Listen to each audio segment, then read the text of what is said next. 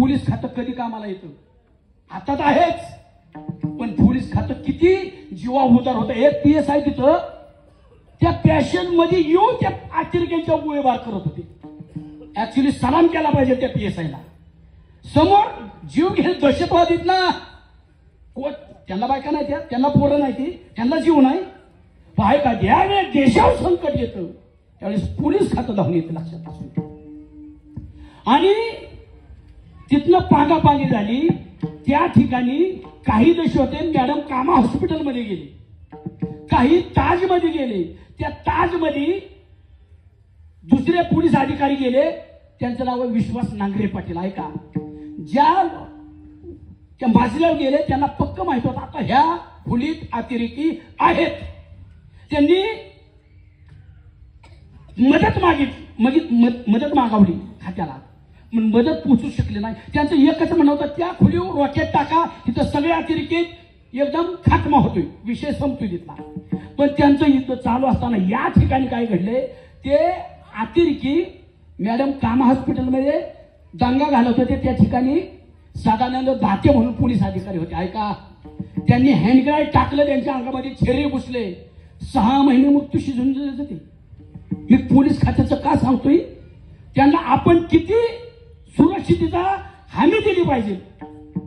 6 महिने मृत्यूशी झुंजत होते सदानंद दाते. ऐका, आणि त्या ठिकाणी एटीएसचे प्रमुख हेमंत करकरे, अशोकराव कामटे आपल्या जिल्ह्यातले, कांबळे गाव आहे, नाही तर वर घाटाच्या वर चांबळेचे आहेत अशोकराव कामटे.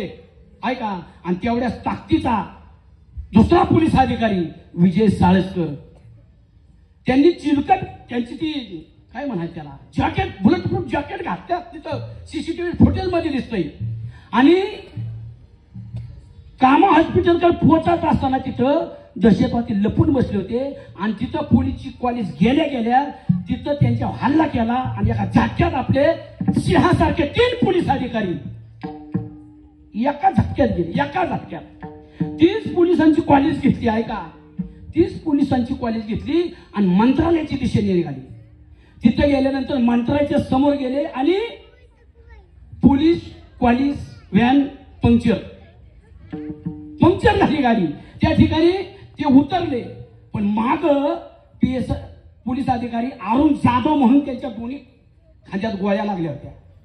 खांद्यावर गोळ्या लागल्या. त्यांनी तिथे कॉलेज थांबवले. ते उतरले. पूर्ण गेटवे ऑफ इंडियाकडून तिकडे स्क्वॉडा येत होती. स्क्वॉडा तिथे 2 अजमल कसाब आणि त्याचा एक साथीदार, दोघांनी अडवली.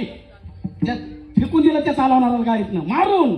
ऐका, पण दोन्ही अंगात गोळ्या, म्हणजे दोन्ही हातात गोळ्या घुसल्यानंतर सुद्धा PSI अरुण जाधवांनी गिरगाव चौपाटीला फोन करून सांगितलं की दहशतवादी त्या बाजूने येत आहेत. ऐका, आणि मग तिकडे गिरगाव चौपाटीला बॅरिकेड टाकले गेले. हातात दोन्ही गोळ्या आहेत. प्रसंगावर राखलं, माझा देश धोक्यात आहे का, त्यांना त्रास झाला नसं, पडून राहिले होते, ते सहन करत होते. माझा देश महत्वाचा आहे, जीव नाही महत्वाचा. हे पोलीस खाते ध्यानात असू द्या. आणि त्या ठिकाणी गिरगाव चौपाटीच्या जवळ गेल्यावर मागणं स्क्वॉडाचा पाठलाग कोण करत होतं? पोलीस हवालदार तुकाराम ओंबळे. स्क्वॉडाचा पाठलाग. ऐका, आणि बॅरिकेड मधलं पूर्ण फायर केलं आणि त्याच्यात त्या अजमल कसाबचा जोडीदार तिथं मारला गेला. आणि तोवर ओंबळे साहेबांनी त्यांची स्कूटर त्या स्क्वॉडाला आडवी लावली आणि हातात काठी. काय पोलीस खाते बघा आपलं, हातात काठी, पुढं मशीन गन आहे. तिकडून येस्तोवर त्या कसाबनी गाडीची काच फुटली आणि समोर गोळ्या धरल्या. आणि तुकाराम ओंबळे साहेबांनी त्यांची गन समोर न धरली. त्यावेळेस अख्खं मॅगझिन रिकामं केलं तुकाराम ओंबळे साहेबांच्या अंगामध्ये. ऐका, जगाच्या पाठीवरती आतापर्यंत जेवढे दहशतवादी हल्ले झाले त्याच्यातला पहिला असा हे दहशतवादी हल्ला आहे. हल्ला करत असताना आमच्या पोलीस शिपाईने जिवंत दहशतवादी पकडला. भारत देश कधी वाचतो, असे अधिकारी येतात तेव्हा भारत देश वाचतो. हे पोलीस खाते आपलं, म्हणून त्यांना तुम्ही विश्वास दिला पाहिजे. मॅडम बिंदास राहा, आम्ही आहे. गुन्ह्या गोविंदाने नसतो, ते आलेच नाही, त्यांना थोडी काम आहेत का? त्याच म्हणून आलेत का? अनेक कामं ध्यानात असू द्या. मला काय सांगायचंय, द्वेष कुणाचा करायचा आहे? आपल्या भारतीय मुस्लिमांचा नाही. मी आता सांगितलं, सगळे बंधू भावाने वागलं पाहिजे आपण. मग द्वेष कोणाचा आहे? पाकिस्तान. औरंगजेब किती वाईट होता तुम्हाला जर आपण त्या वेळेस होतो का औरंगजेबाच्या वेळेस? किती वाईट होता हे बघायचं असेल तर आत्ताचा पाकिस्तान. काय देणं घेणं का? आपण एक तरी आपल्या भारतीय अतिरेकी संघटना आहे का? सिंगल नाही, सिंगल. कारण आपला देश ही बीज वाढून देत नाही. आपल्याला काय सांगितलं, तुम्ही तुमच्या पद्धतीने जागा, आपल्या भारतीय संस्कृती तुम्ही तुमच्या पद्धतीने जागा, आम्हाला आमच्या पद्धतीने जगू द्या. ही फक्त भारतच करू शकतो, ध्यानात असू द्या. आणि म्हणून भारतातले सर्व हिंदू, मुस्लिम, ख्रिश्चन, शीख, ईसाई सगळे आपण बांधव आहोत. फक्त आता ती काय झाली, आपली राहिली प्रतिज्ञा. भारत माझा देश आहे, सारे भारतीय माझे बांधव आहेत, सारे भारतीय माझे बांधव आहेत. आणि सख्या भावाला बाण पोकरच बसतो हो, ही आपली संस्कृती राहिली. मला सांगायचंय काय, आपण राष्ट्रीय एकात्मता जपण्यासाठी हा कार्यक्रम आहे. आम्हाला मॅडमने बोलवलं होतं, आलेत मिळाले. त्यांचं काम आहे शेवट. मी काय सांगितलं, त्यांना अजून आपला विश्वास नाही. आणि का ठेवा त्यांनी यातनं याव का, हिथं बसलेली सगळीच चांगली नाही. त्यांनी आम्हाला सांगितलं, कुठं तरी माणूस आहे शेवट, एखादा शब्दात चुकणार आहे आणि चुकल्यावर पहिल्यांदा त्यांना घालणार आहे. मग तिथं मग त्यांना समजून घेणार कोणी नसतं, आपण त्यांना दोष देतो. सांगायचंय काय, आपण इतकं त्यांना विश्वास दिला पाहिजे. बस होळकरवाडीमध्ये आमच्या खात्याला जायची गरजच नाही, इतका विश्वास दिला पाहिजे. येऊ शकत नाही, बरोबर आहे का नाही? हा कार्यक्रमाचा उद्देश आहे. आणि ऐका, आता आपण अभंगाकडे शिरू. आता अभंगाकडे शिरू. या ठिकाणी प्रत्येक जीव जन्माला आलाय, या ठिकाणी प्रत्येक जो जीव जन्माला आलाय त्याची एकच अपेक्षा आहे, माझ्या आयुष्यामध्ये कसलं दुःख नसलं पाहिजे, माझ्या आयुष्यात सगळं सुख असलं पाहिजे. सुखाच्या अपेक्षा ना सगळ्याला वाटतंय का नाही? आता बोला, माझं प्रस्तावित झालेलं आहे पहिलं. आता तुम्हाला सुख पाहिजे सगळ्याला का दुःख पाहिजे? दुःख पाहिजे असलं तर लगेच या पाहिजे का? कारण तुमचे चेहरेच सांगतात आपल्याला सगळ्याला दुःखी या, बरोबर आहे का? दुःखी. सुखाची अपेक्षा सांगू का काय? काय सुखाची अपेक्षा? 5 सुख आहेत, फक्त 5 सुखासाठी 100 वर्षाचं आयुष्य घालवतोय आपण. पण ती 5 सुख एका टायमिंगला एकाला मिळत नाही. पुढे बघा. आणि जर मिळली असली तुमच्या होळकरवाडीत कोणाला, मला इतरा मिले की त्याचा सत्कार करतो. PSI साहेबांच्या हाती करतो. पहिलं सुख माझ्याकडं भरपूर पैसा पाहिजे. वाटतंय का सगळ्याला? बोला की पैसा पाहिजे का तुम्हाला? घेऊ का? तुम्हाला द्यायला माझ्याकडे असतात, मी आला असतो इकडे. पहिलं सुख मला भरपूर पैसा पाहिजे. दुसरं सुख माझं हे शरीर म्हातारपणापर्यंत, मी मरेपर्यंत निरोगी पाहिजे. वाटतंय का सगळ्याला? व्हायचं बोला नाही लोक. लय टेन्शन घेतलं तुम्ही. टेन्शन घेऊ नका अजिबात. आपण ऐका, तुम्हाला विचारतो, आपण दारिद्र्यात असावं का नसावं? बोला. बोला, आपण दारिद्र्यात असावं का नसावं? आपण दारिद्र्यात नसावं, बरोबर आहे? बोला की गडी, आपण दारिद्र्यात नसावं, बरोबर आहे? आता आपलं नाव दारिद्र्याचे असावं का नसावं?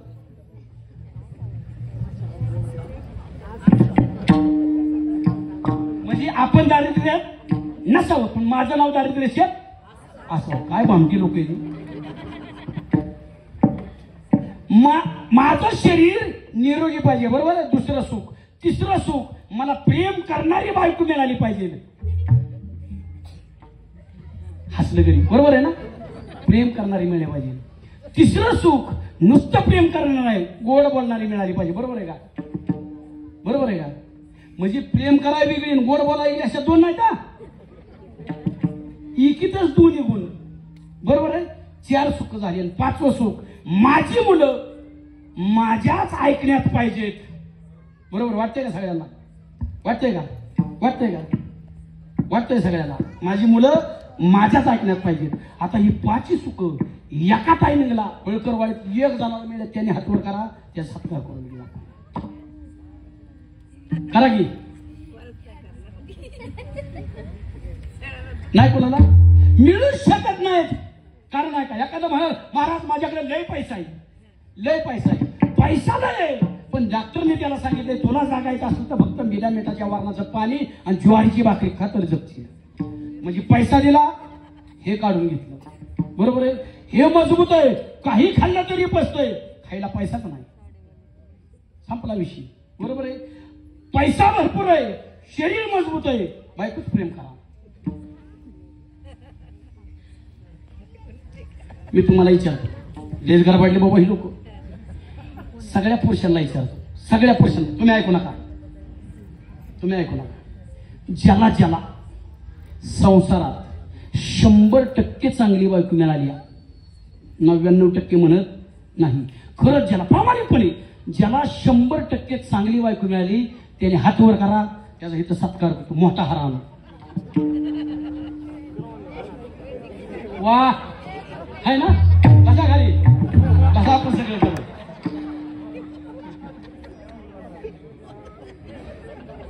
कुणालाच नाही, कुणालाच नाही. आता काय फाशी घेता का म्हणून? ती काय कूलर रे का मिक्सर रे हे बिघडला म्हणून दुसरा बदलून आणलाय भाई, एकाला पण नाही मिळेल. आता तुम्ही बोला नका, आता तुम्ही जिला जिला जिला जिला संसारामध्ये 100% 99% म्हणत नाही, जिला 100% चांगला नवरा मिळालाय तिने हातवर करा, तिचा सत्कार करू. यांची ताकद लय, आता या बारक्या राहिल्या नाहीत. मुख्यमंत्र्यांची आणि नुसती बहीण आहे लाडकी, बरोबर आहे का नाही? हातवर करा, जिला 100% चांगला नवरा मिळालाय तिने हातवर करा, तिचा सत्कार करतो. एकीला पण नाही, कोण तिकडं एक, वा पुढे दोन आहे का, दोन दोन झालं की दोन, दोघी दोघीला मिळाला, क्या होत 3 4 चौघीला मिळाला ना. गडी गडी असं उचलून बघतात, माझीने केला. तुम्ही बघूच नका टाचा उचलून. बर, आता तुम्ही चौघीने हातवर केलाय, तुमची हिथं बसल्यात का? आहेत का? आहेत ना? तुम्ही हातवर केला, ह्यांचं काय दुखत होतं हातवर करायला?